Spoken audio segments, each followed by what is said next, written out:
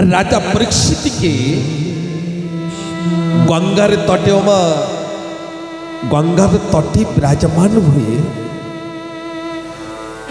যে সময় ভাগবত কথা শোনাচ্ছেন না, এমন সময় দেবতাগণ তারা অমৃতের কলস নিয়ে সুখদেব মহারাজজিকে বলেছিলেন, হে সুখদেব, এই পরীক্ষিতকে আপনি যে সপ্তম দিনে শ্রীমাতা ভাগবত কথা শোনাচ্ছেন, এই ভাগবত আমাদের দিয়ে দেন, আর আমরা অমৃত পান করিয়ে দিই পরীক্ষিতকে। পরীক্ষিত অমর হয়ে যাবে আর মৃত্যু হবে না, আর তার বিনিময় শ্রীমাতা ভাগবত অমৃত কথা আমাদের দিয়ে দেন। তা জানেন সুখদেব মহারাজ যে মৃদুল হাসি দিয়েছিলেন বাবা, হাসি দিয়ে মনে মনে কি বলেছিলেন জানেন? কোথায় কাঁচ আর হীরা এক করলে হবে না,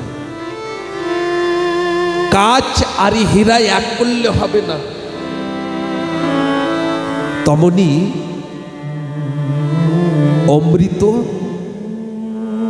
আর শ্রীমৎ ভাগবত কথা এক করলে হবে না। এই দেবতাদের ভক্তি শূন্য জানতে পেরে কলিযুগের মানবীর কল্যাণ অর্থের জন্য এই শ্রীমৎ ভাগবত কথা বাবা দেবতাদের দান করেননি, দেবতাদের দেননি। তো একটু জ্ঞানী কথা, একটু ভালো কথাকে একটু শ্রবণ করিনি বাবা। 7 দিন কথা শ্রবণ করে রাজা পরীক্ষিত তিনি কি করেছিলেন? রাজার ভাতি রথে বিরাজমান হয়ে বৈকুণ্ঠ ধামে যাচ্ছিলেন। এমন সময় সত্য লোকেতে ব্রহ্মা তিনি বলছেন, হে ইন্দ্র,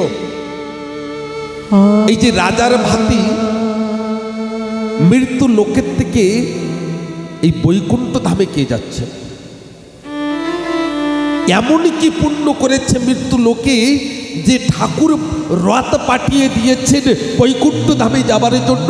এমন কি পুণ্য কর্ম করেছে? ইন্দ্রদেব বলছেন, আপনি জানেন না? ব্রহ্মা বলছেন না, বলছেন ইনি রাজা পরীক্ষিত, ইনি সপ্তম দিন শ্রীমৎ ভাগবত কথা শ্রবণ করেছেন, এই জন্য ঠাকুরই তিনি রথ পাঠিয়ে দিয়েছেন ওই রাজা পরীক্ষিতের জন্য, আর এই পরীক্ষিত যাচ্ছেন। ব্রহ্মা বলছেন, ভাগবতে এমনই কি যে বৈকুণ্ঠ ধামে যান? এই মানব লাখ লাখ বছর তপ করে, লাখ লাখ বছর ভগবানকে ডেকে বৈকুণ্ঠ ধামে যেতে পারেন না, তাই এমনই কি বাবা ধ্যান দেবেন। শ্রীমৎ ভাগবত ব্রহ্মা এই মৃত্যু লোকে এসে সত্য লোকে নিয়ে গেলেন। আর জানেন মা, দাড়িপাল্লা তারাজু, এক পাশে শ্রীমৎ ভাগবত আর এক পাশে নবলক্ষ গ্রন্থ দিয়ে উঁচু করেছে। ভাগবত ভারী, যত শাস্ত্র আদি ছিল সব দিয়েছে। ভাগবত উঁচু করে দেখেন, ওই দাড়িপাল্লা উঁচু করে দেখেন ভাগবত ভারী। ওখানে কিছু অস্ত্র আদি ছিল, সেগুলোকে ওই ভাগবত ওই শাস্ত্রের পারে দিয়েছেন, দিয়ে উঁচু করে দেখেন যে ভাগবত ভারী। ঋষিগণও রহস্য করে বলেন ওখানে নাকি বড় একখানা পাথর ছিল। ব্রহ্মা বলছেন এই শাস্ত্রের পরে এই পাথর উঠিয়ে দাও। ব্রহ্মা উচ্চ করে দেখেন ভাগবতী ভারী।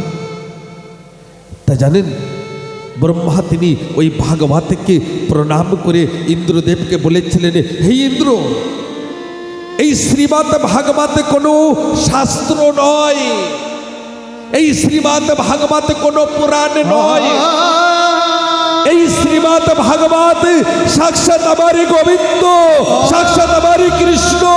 বলে রাধে রাধে। এই শ্রীমদ্ ভাগবতকে কেউ যদি প্রণাম করেন, শ্রীমদ্ ভাগবতের একটি দুটি শ্লোক যদি কেউ উচ্চারণ করেন,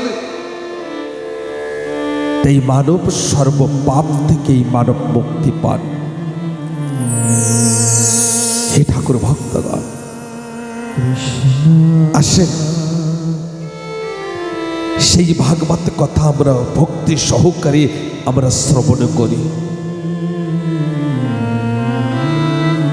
আজকের কথা আমরা শিব পুরাণ কথাকে শ্রবণ করব। এই কথাকে যেদিন গিয়েছে সেদিন আমরা সকলে শ্রবণ করার জন্য ব্যাকুল হয়েছে। তা আসলে আজকে শিব পুরাণের কথাই আমরা শ্রবণ করি। আর আগামী দিন যদি আপনারা বলেন তাহলে রাম কথা হবে, আর যদি না বলেন যে না রাম কথা না, প্রহ্লাদ চরিত্র হোক, প্রহ্লাদ চরিত্র হবে, ধ্রুব চরিত্র হবে। যে কথাকে আপনারা রাখবেন সেই কথাই করার চেষ্টা করব। তা আসেন শিবপুরাণের কিছু কথাকে আমরা একটু শ্রবণ করে নিই। বাবা,